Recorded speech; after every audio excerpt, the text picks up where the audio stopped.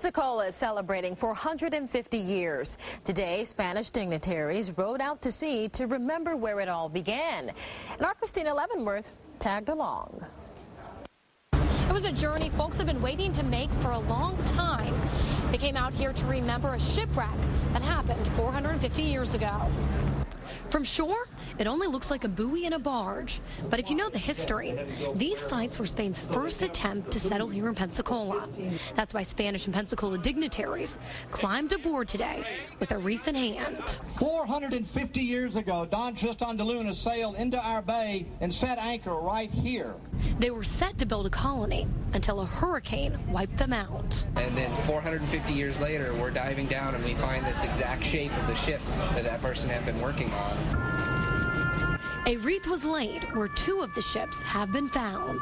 It was a tragic event. I mean, it was terrible. It was the biggest and the best attempt to settle what is now the United States, and it failed.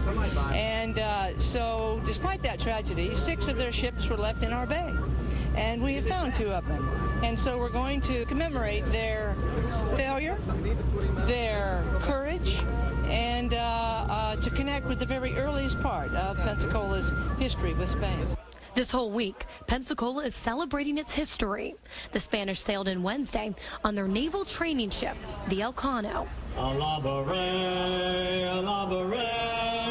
allowing both the Spanish and folks from our area to celebrate our shared heritage. We have our visitors from Spain here on the Elcano, and to bring them out here, to me, is very meaningful for them to see how we in Pensacola have embraced our Spanish heritage.